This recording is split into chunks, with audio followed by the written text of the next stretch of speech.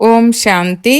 జనవరి 28వ తారీఖు 2025 ప్రాతఃమురళి. ఓం శాంతి. బాగ్దాదా మధువనము. ఈరోజు మధుర మహావాక్యాలు. బాబా చెప్తున్నారు, మధురమైన పిల్లలు, పాస్ విత్ ఆనర్గా అవ్వాలంటే శ్రీమతముపై నడుస్తూ ఉండండి. చెడు సాంగత్యము మరియు మాయా తుఫానుల నుండి స్వయాన్ని సంభాళించుకోండి. ప్రశ్న: తండ్రి పిల్లలకు ఏ సేవ చేశారు, అది పిల్లలు కూడా చెయ్యాలి. జవాబు: తండ్రి ప్రియమైన పిల్లలు అని అంటూ వజ్రము వలె తయారు చేసే సేవను చేశారు. అలా పిల్లలైన మనము కూడా మన మధురమైన సోదరులను వజ్రము వలె తయారు చేయాలి. ఇందులో కష్టమేమీ లేదు. కేవలం తండ్రిని స్మృతి చేస్తే వజ్రము వలె తయారవుతారని చెప్పండి. ప్రశ్న: తండ్రి తన పిల్లలకు ఏ ఆజ్ఞను ఇచ్చారు? జవాబు: పిల్లలు, మీరు సత్యమైన సంపాదనను చేసుకోండి మరియు చేయించండి. మీకు ఎవ్వరి నుండి అప్పు తీసుకునేందుకు అనుమతి లేదు. పాట: ఈ పాపపు ప్రపంచము నుండి. ఓం శాంతి. కొత్త ప్రపంచంలోకి వెళ్ళే మధురాతి మధురమైన ఆత్మిక పిల్లలకు తండ్రి గుడ్ మార్నింగ్ చెప్తున్నారు. తప్పకుండా మేము ఈ ప్రపంచము నుండి దూరంగా వెళ్తున్నామని ఆత్మిక పిల్లలకు నెంబరువారు పురుషార్థానుసారముగా తెలుసు. ఎక్కడికి? తమ స్వీట్ సైలెన్స్ హోమ్కి, మధురమైన నిశ్శబ్దమైన ఇంటికి. శాంతిధామమే దూరంగా ఉంది. అక్కడి నుండే ఆత్మలమైన మనము వస్తాము. అది మూలవతనము, ఇది స్థూలవతనము. అది ఆత్మలైన మన ఇల్లు. ఆ ఇంటికి తండ్రి తప్ప ఇంకెవ్వరూ తీసుకువెళ్ళలేరు. బ్రాహ్మణీలైన మీరందరూ ఆత్మిక సేవను చేస్తున్నారు. ఎవరు నేర్పించారు? దూరంగా తీసుకువెళ్ళే తండ్రి. ఎంతమందిని దూరంగా తీసుకువెళ్తారు? లెక్కలేనంతమంది ఉన్నారు. ఆ ఒక్క పండాకు పిల్లలైన మీరందరూ కూడా పండాలే, మార్గదర్శకులే. మీ పేరే పాండవసేన. పిల్లలైన మీరు ప్రతి ఒక్కరికి దూరంగా తీసుకువెళ్ళే యుక్తిని తెలియజేస్తారు. అదేమిటంటే మన్మనాభవ. తండ్రిని స్మృతి చెయ్యండి. బాబా ఈ ప్రపంచము నుండి ఎక్కడికైనా దూరంగా తీసుకువెళ్ళండని అంటారు. కొత్త ప్రపంచంలో ఇలా అనరు. ఇక్కడ ఉన్నది రావణ రాజ్యము, అందుకే ఇక్కడి నుండి దూరంగా తీసుకువెళ్ళండి, ఇక్కడ విశ్రాంతి లేదని అంటారు. దీని పేరే దుఃఖధామము. ఇప్పుడు తండ్రి మిమ్మల్ని ఎదురు దెబ్బలు తిననివ్వరు. భక్తి మార్గములో తండ్రిని వెదికేందుకు మీరు ఎన్ని ఎదురు దెబ్బలు తింటారు? తండ్రి స్వయంగా అంటారు, నేను గుప్తమైన వాడిని. ఈ కళ్ళ ద్వారా ఎవ్వరూ నన్ను చూడలేరు. కృష్ణుని మందిరములో తల వంచి నమస్కరించేందుకు పాదరక్షలను పెడతారు. కానీ అలా నమస్కరించేందుకు నాకు పాదాలే లేవు. మీకైతే కేవలం ఒకే మాటను చెప్తున్నాను. ప్రియమైన పిల్లలు, మీరు కూడా ఇతరులకు చెప్తారు, మధురమైన సోదరుడు, పారలౌకిక తండ్రిని స్మృతి చేస్తే వికర్మలు వినాశనం అవుతాయి. అంతే, ఇంకే కష్టము లేదు. ఏ విధంగా తండ్రి వజ్రము వలె తయారు చేస్తారో అలాగే పిల్లలు కూడా ఇతరులను వజ్రము వలె తయారు చేస్తారు. మనుషులను వజ్రము వలె ఎలా తయారు చేయాలి అన్నదే నేర్చుకోవాలి. డ్రామా అనుసారంగా కల్పపూర్వము వలె కల్పకల్పము యొక్క సంగమములో తండ్రి వచ్చి మనకు నేర్పిస్తారు. మళ్ళీ మనము ఇతరులకు నేర్పిస్తాము. తండ్రి వజ్రము వలె తయారు చేస్తున్నారు.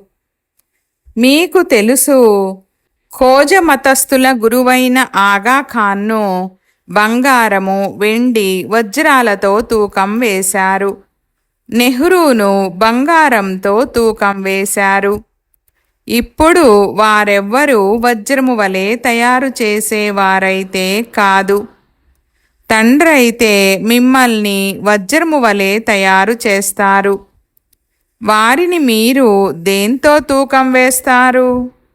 మీరు వజ్రాలు మొదలైనవి ఏం చేసుకుంటారు? మీకైతే అవసరమే లేదు. వాళ్ళు పందాలలో ఎంతో ధనాన్ని వృధా చేస్తారు. ఇళ్ళు, ఆస్తిపాస్తులు మొదలైనవి తయారు చేసుకుంటూ ఉంటారు. పిల్లలైన మీరైతే సత్యమైన సంపాదనను చేసుకుంటున్నారు. మీరు ఎవరి నుండైనా అప్పు తీసుకుంటే మళ్ళీ 21 జన్మల కొరకు నింపి ఇవ్వవలసి ఉంటుంది. మీకు ఎవ్వరి నుండి అప్పు తీసుకునేందుకు అనుమతి లేదు.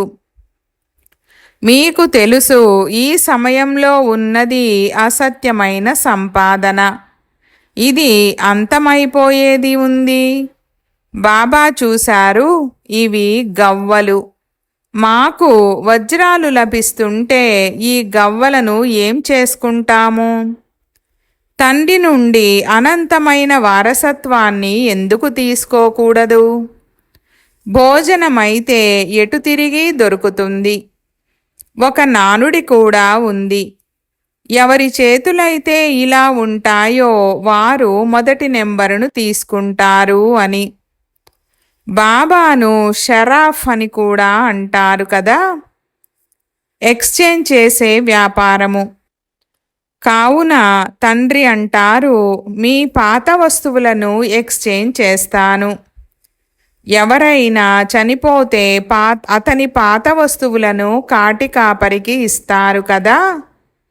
తండ్రి అంటారు, నేను మీ నుండి ఏం తీసుకుంటాను? ఈ ఉదాహరణను చూడండి. ద్రౌపది కూడా ఒక్కరే కాదు కదా. మీరందరూ ద్రౌపదులే. బాబా మమ్మల్ని వివస్త్రగా అవ్వడము నుండి రక్షించండని చాలా పిలుస్తారు. బాబా ఎంత ప్రేమగా అర్థం చేయిస్తారు. పిల్లలు, ఈ అంతిమ జన్మ పవిత్రంగా అవ్వండి. తండ్రి పిల్లలతో నా గడ్డం పరువు నిలబెట్టండి, కులానికి కళంకము తీసుకురావద్దని అంటారు కదా. మధురాతి మధురమైన పిల్లలైన మీకు ఎంత నష ఉండాలి. తండ్రి మిమ్మల్ని వజ్రము వలె తయారు చేస్తారు.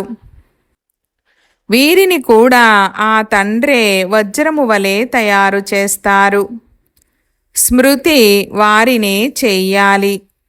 ఈ బ్రహ్మబాబా అంటున్నారు, నన్ను స్మృతి చేయడము ద్వారా మీ వికర్మలు వినాశనం అవ్వవు. నేను మీ గురువును కాను. వారు నాకు నేర్పిస్తారు, నేను మళ్ళీ మీకు నేర్పిస్తాను. వజ్రము వలె తయారవ్వాలంటే తండ్రిని స్మృతి చెయ్యండి.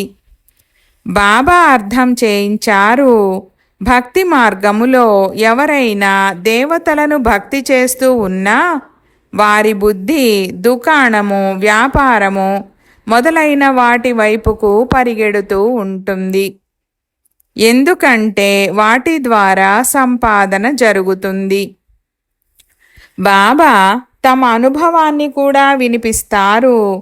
ఎప్పుడైతే బుద్ధి అటూ ఇటూ పరిగెడుతూ ఉండేదో అప్పుడు నాకు నేను చెంపదెబ్బ వేసుకునేవాడిని. ఇవన్నీ ఎందుకు గుర్తుకు వస్తున్నాయి అని. కావున ఇప్పుడు ఆత్మలైన మనము ఒక్క తండ్రినే స్మృతి చెయ్యాలి. కానీ మాయ ఘడియ ఘడియ మరపింపజేస్తుంది. గట్టి దెబ్బ తగులుతుంది. మాయ బుద్ధియోగాన్ని తెంచేస్తుంది. ఇలా మీతో మీరు మాట్లాడుకోవాలి. తండ్రి అంటారు, ఇప్పుడు మీ కళ్యాణము చేసుకోండి, అలాగే ఇతరుల కళ్యాణము చేయండి. సెంటర్లను తెరవండి. బాబా, ఫలానా చోట సెంటర్ తెరవనా అని చాలామంది పిల్లలు ఇలా అంటారు. తండ్రి అంటారు, నేనైతే దాతను, నాకు ఏమీ అవసరం లేదు. ఈ ఇళ్ళు మొదలైనవి కూడా పిల్లలైన మీకోసమే తయారు చేస్తారు కదా. శివబాబా అయితే మిమ్మల్ని వజ్రము వలె తయారు చేయడానికి వచ్చారు. మీరు ఏదైతే చేస్తారో అది మీకే ఉపయోగపడుతుంది. శిష్యులు మొదలైన వారిని తయారు చేసుకునేందుకు వీరేమీ గురువు కాదు. ఇళ్లను తాము ఉండేందుకని పిల్లలే తయారు చేసుకుంటారు. అయితే ఇళ్ళు కట్టించిన వారు వచ్చినప్పుడు వారికి మర్యాదలు చేయడం జరుగుతుంది. మీరు పైన ఉన్న కొత్త ఇంట్లోకి వెళ్ళి ఉండండని వారితో అంటారు. కొందరేమంటారంటే, మేము కొత్త ఇంట్లో ఎందుకు ఉండాలి, మాకైతే పాతదే బాగా అనిపిస్తుంది, మీరు ఎలా ఉంటున్నారో మేము అలాగే ఉంటాము, మేము దాత అన్న అహంకారమేమీ మాకు లేదు, కొత్త దానిలో బాబ్దాదాయే ఉండనప్పుడు మేమెందుకు ఉండాలి, మమ్మల్ని కూడా మీతోటే ఉండనివ్వండి, మీకు ఎంత దగ్గరగా ఉంటే అంత మంచిదని అంటారు. తండ్రి అర్థం చేయిస్తారు, ఎంతగా పురుషార్థము చేస్తారో అంతగా సుఖధామములో ఉన్నత పదవిని పొందుతారు.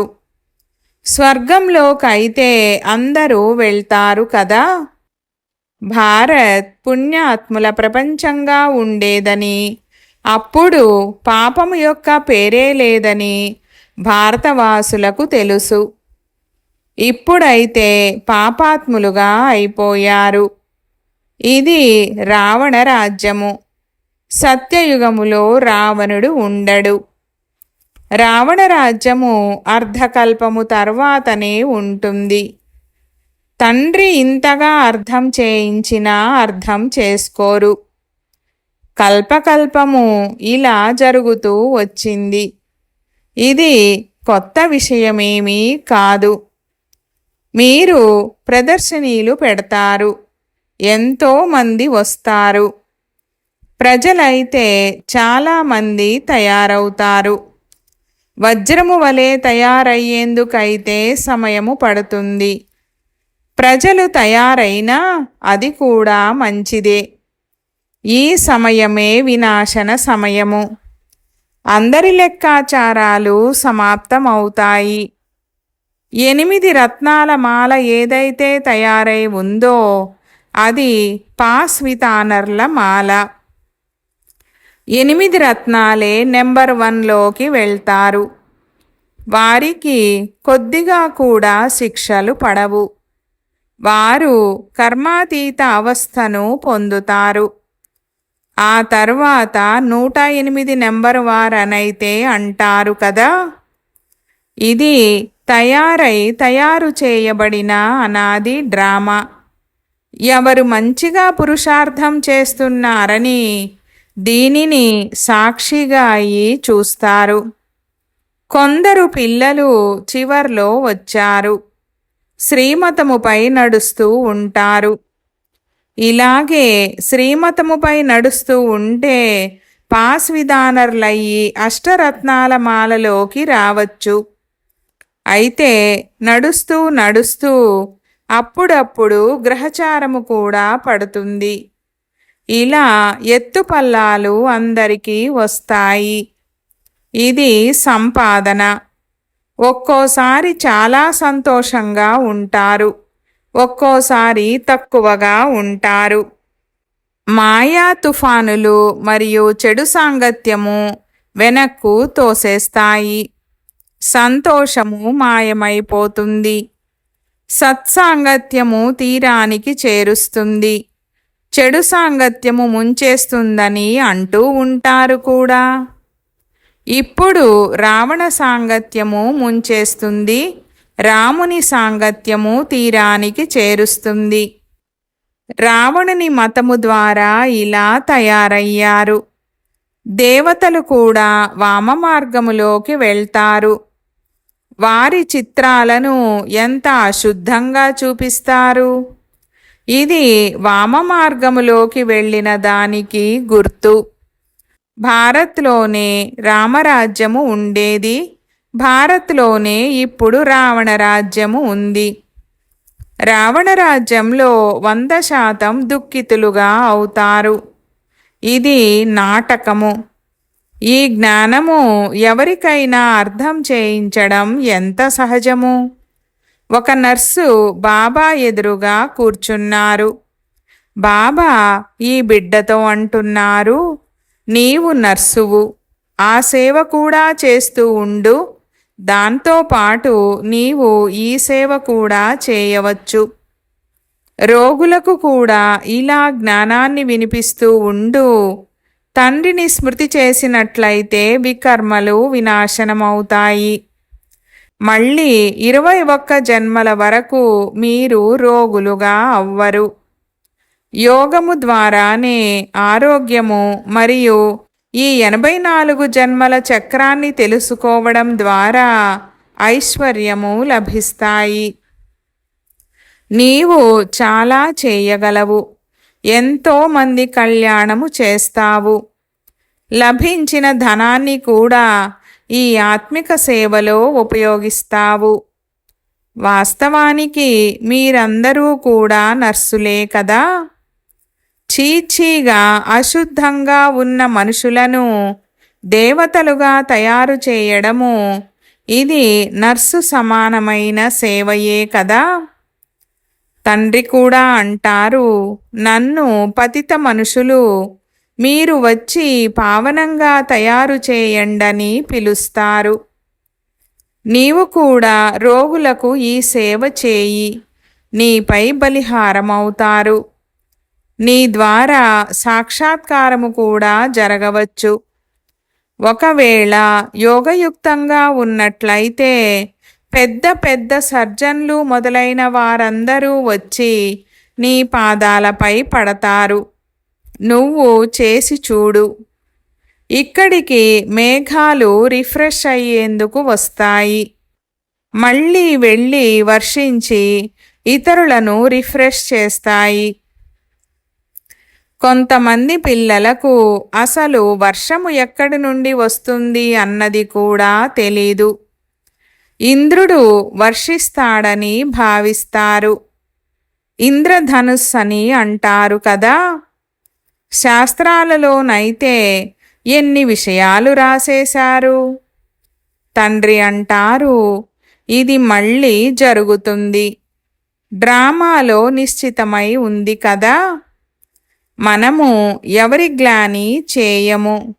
ఇది తయారు చేయబడిన అనాది డ్రామా. అది భక్తి మార్గమని అర్థం చేసుకోవడం జరుగుతుంది. జ్ఞానము భక్తి వైరాగ్యమని అంటారు కూడా.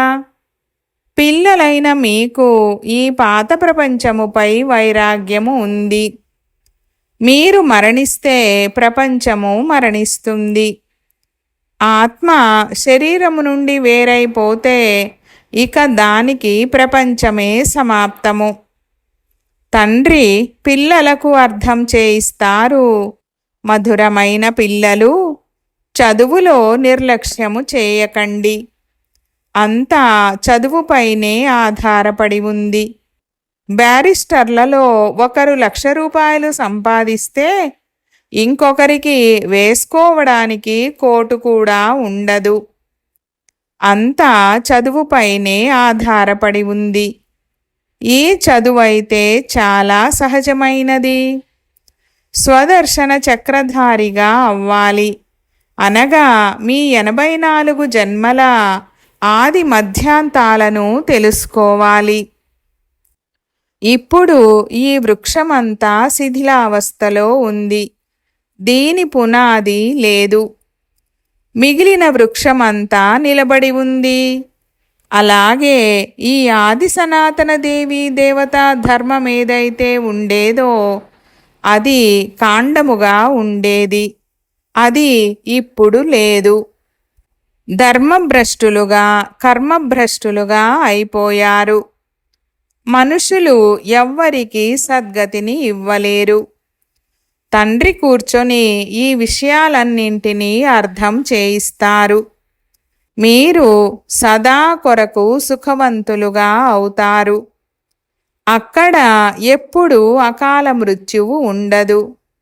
ఫలానా వారు చనిపోయారు అన్న మాటే అక్కడ ఉండదు. కావున తండ్రి సలహా ఇస్తారు.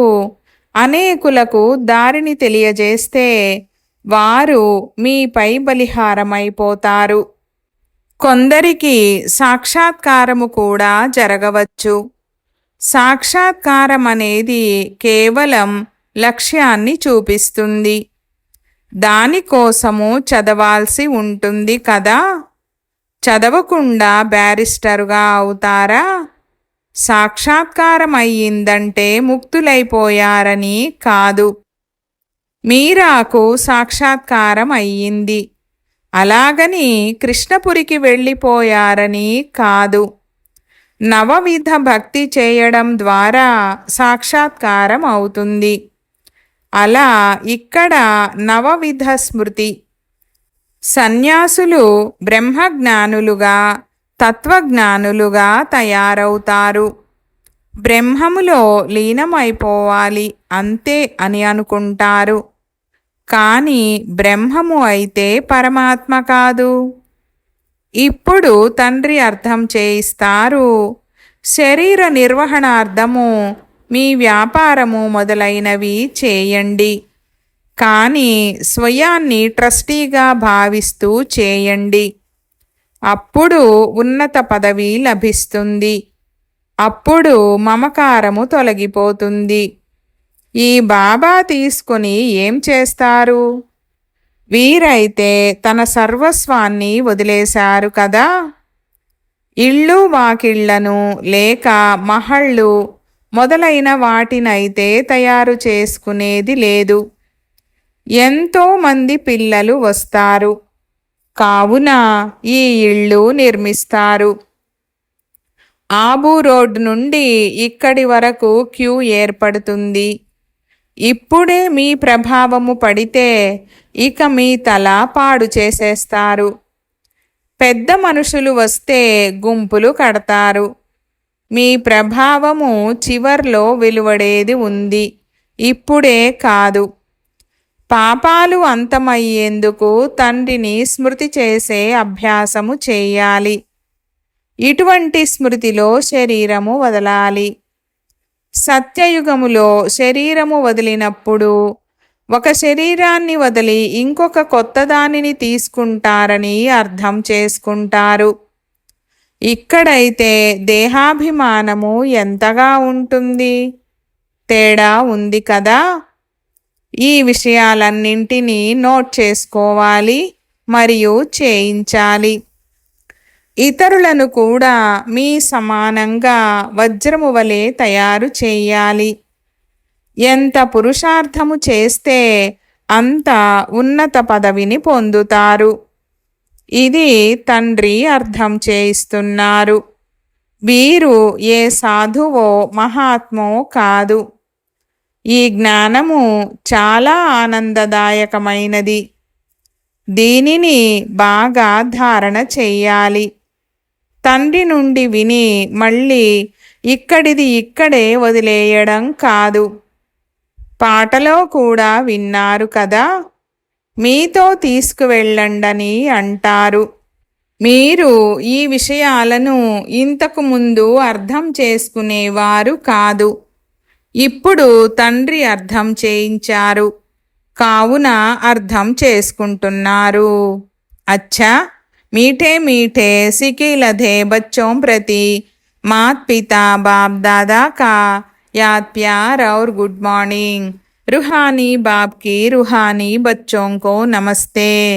हम रूहानी बच्चों की रूहानी बाप दादा को याद प्यार गुड मॉर्निंग और నమస్తే నమస్తే బాబా నమస్తే. ధారణ కొరకు ముఖ్య సారము. 1వ పాయింట్, చదువులో ఎప్పుడూ నిర్లక్ష్యము చేయకూడదు. స్వదర్శన చక్రధారులుగా అయ్యి ఉండాలి. వజ్రము వలె తయారు చేసే సేవను చేయాలి. 2వ పాయింట్, సత్యమైన సంపాదనను చేసుకోవాలి మరియు చేయించాలి. మీ పాత వస్తువులన్నింటినీ ఎక్స్చేంజ్ చేసుకోవాలి. చెడు సాంగత్యము నుండి స్వయాన్ని సంభాళించుకోవాలి. వరదానము, జగతికి జ్యోతులుగా అయ్యి భక్తులను దృష్టితో తృప్తిపరిచే దర్శనీయమూర్త భావ. వివరణ: జగతికి జ్యోతులైన మీ నేత్రాల నుండి దృష్టిని తీసుకునేందుకు మొత్తం విశ్వమంతా ఎదురుచూస్తోంది. జగతికి జ్యోతులైన మీరు ఎప్పుడైతే మీ సంపూర్ణ స్థితి వరకు చేరుకుంటారో, అనగా సంపూర్ణత అనే నేత్రాన్ని తెరుస్తారో, అప్పుడు క్షణంలో విశ్వ పరివర్తన అవుతుంది. అప్పుడు దర్శనీయమూర్త ఆత్మలైన మీరు మీ దృష్టి ద్వారా భక్తాత్మలను తృప్తిపరచగలరు.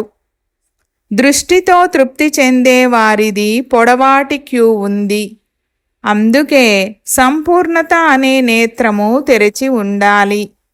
నేత్రాలను నులుముకోవటము మరియు సంకల్పాలతో ఇబ్బంది పడటము లేక కునికిపాట్లు పడటము ఆపండి.